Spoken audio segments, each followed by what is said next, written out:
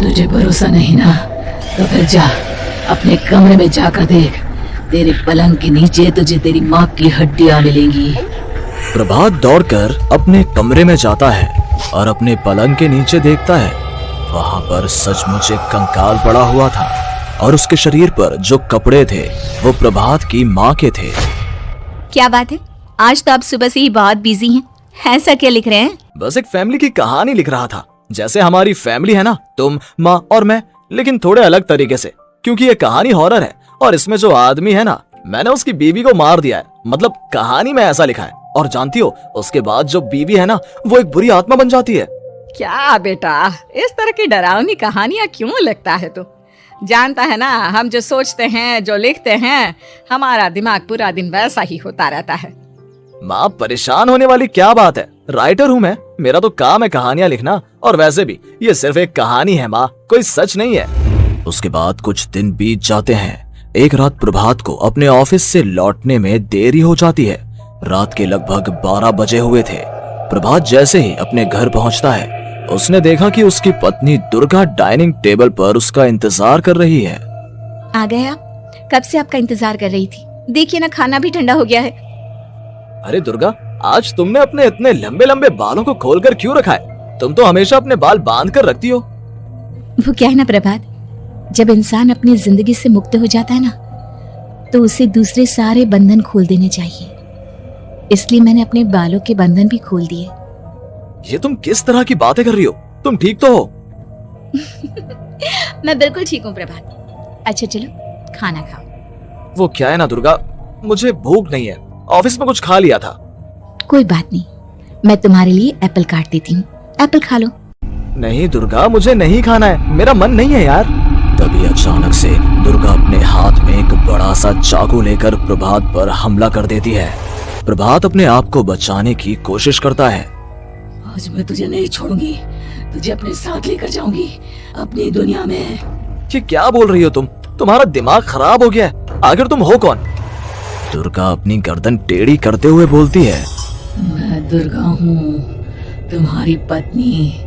ध्यान से देखो मेरी आंखों में। प्रभात बुरी तरह से डर जाता है और घबराहट में वो चाकू अपनी पत्नी के पेट में मार देता है। उसकी पत्नी की वहीं के वहीं मौत हो जाती है और उसकी चीख की आवाज सुनकर उर्मिला दौड़ते हुए बाहर आती है। ये तूने क्या किया प्रभात? तुमने अपनी पत्नी का खून कर दिया। लेकिन तू तो उसे बहुत प्यार करता था बेटा। तूने बहू को क्यों मार डाला? माँ, ये आपकी बहू नहीं थी, इसके अंदर कोई बुरी आत्मा घुसाई थी।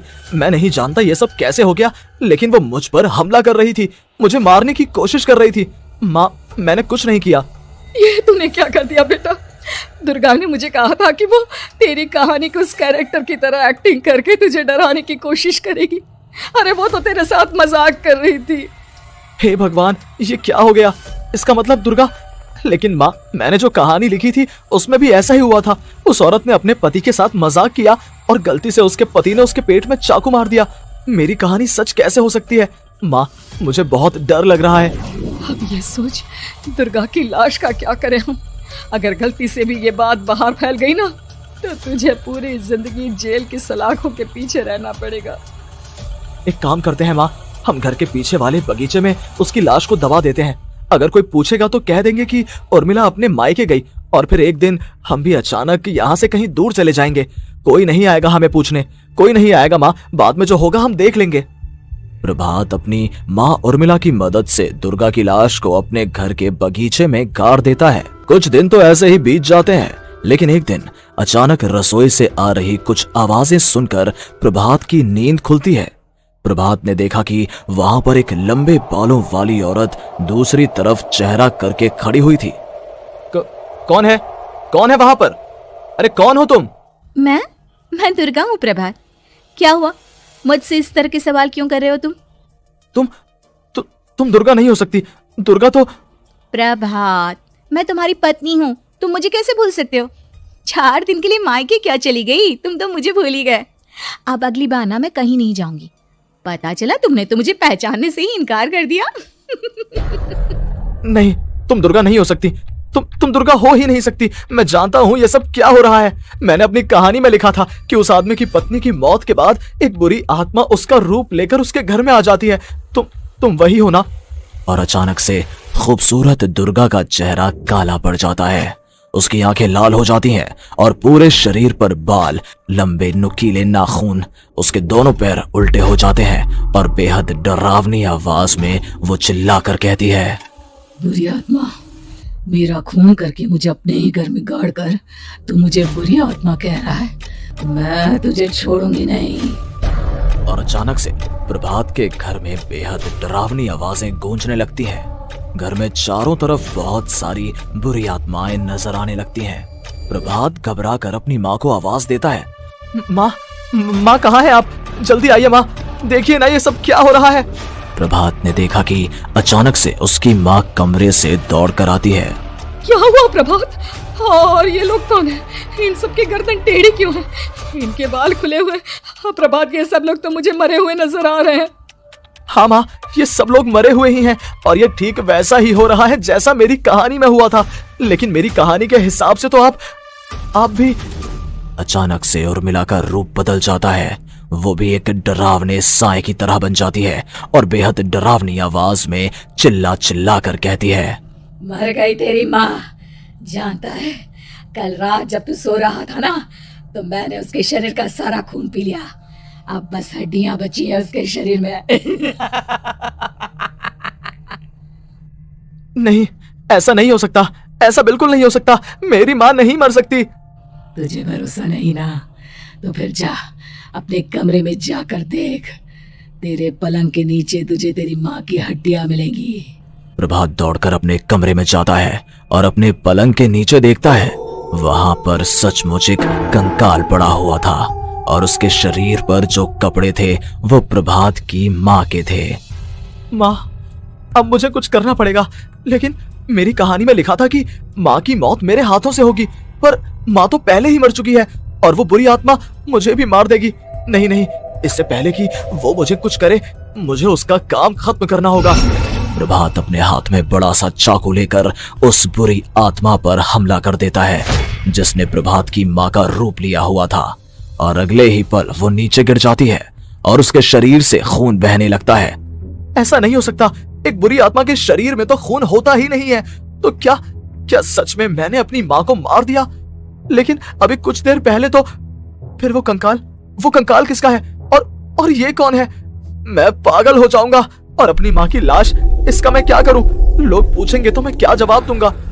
तभी वहां पर दुर्गा का रूप लेकर जो आत्मा थी उसने प्रभात से कहा, गाड़ दे अपनी माँ को ले जाकर उसी जगह जहाँ तूने मेरा खून करके मुझे गाड़ दिया था।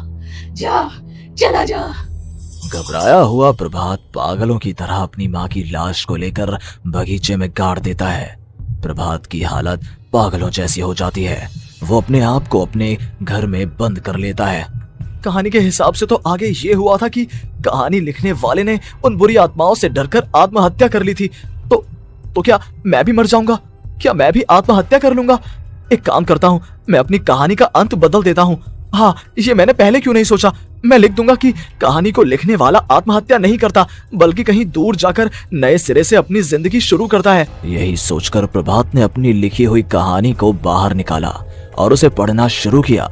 ये देखकर वो हैरान रह गया कि कहानी का क्लाइमैक्स तो किसी ने पहले ही बदल दिया था। ये क्या? इसमें तो लिखा हुआ है कि आखिर में उस लेखक की पत्नी और माँ दोनों बगीचे में जिंदा दफन थे। बुरी आत्माओं ने उनको कैद करके रखा था और वो लेखक अपनी माँ और पत्नी दोनों को जिंदा बाहर निकाल लेता है। लेकिन ये सब लिख किसने दिया? प्रभात दौड़कर बगीचे में जाता है और वहां पर खुदाई करना शुरू कर देता है। प्रभात देखता है कि वहां पर लकड़ी के 2 बड़े संदूक हैं और उनके अंदर से आवाजें आ रही हैं। प्रभात बचा लो मुझे। अगर थोड़ी देर और हो गई तो वो मुझे छोड़ेगी नहीं। बेटा देखो, मैं इस बक्से के अंदर बंद हूँ, प्लीज मुझे बाहर निकालो। वो बुरी आत्मा किसी भी वक्त मुझे मार डालेगी। प्रभात वो दोनों बक्से बाहर निकालता है और अपनी पत्नी और माँ दोनों को आजाद करवा लेता है। लेकिन तभी वहां पर अचानक से एक बेहद डरावनी और खौफनाक दिखने वाली औरत आ जाती है। तुझे क्या लगा था इतनी आसानी से अपनी पत्नी और माँ को बचा लेगा? बस 5 मिनट और उसके बाद अमावस का चांद आसमान में आने ही वाला है। लेकिन तूने इन दोनों को बाहर निकाल लिया, अब तुझे मरना होगा। नहीं, मैं जानता हूँ मैं नहीं मरूंगा, और अब आगे क्या करना है ये भी मुझे पता है। प्रभात, ये बहुत खतरनाक है, हमें मार डालेगी प्रभात, चलो यहाँ से। नहीं दुर्गा, अब मुझे अच्छी तरह से पता चल चुका है कि इस बुरी आत्मा से हम कैसे पीछा छुड़वा सकते हैं। और इतना कहकर प्रभात अपने हाथ में पकड़ी हुई सिंदूर की थैली उस बुरी आत्मा के ऊपर उछाल देता है। कुछ ही देर में वो जमीन पर गिरकर राख में बदल जाती है। ये सब क्या हो रहा था बेटा? ये सब तुम्हारी लिखी हुई इस कहानी की वजह से हुआ है ना? नहीं माँ, पहले मुझे भी ऐसा ही लगा, लेकिन बाद में पता चला कि बरसों पहले हमारे इस बगीचे की जमीन के अंदर किसी को जिंदा गाड़ दिया गया था, और बस उसी औरत की आत्मा हमें परेशान कर रही थी। उसी ने मेरे शब्दों में जान डालकर उस कहानी को जिंदा कर दिया था। मुझे माफ कर दो प्रभात, मैंने आपकी कहानी के साथ छेड़छाड़ की थी और उसे बदल दिया था।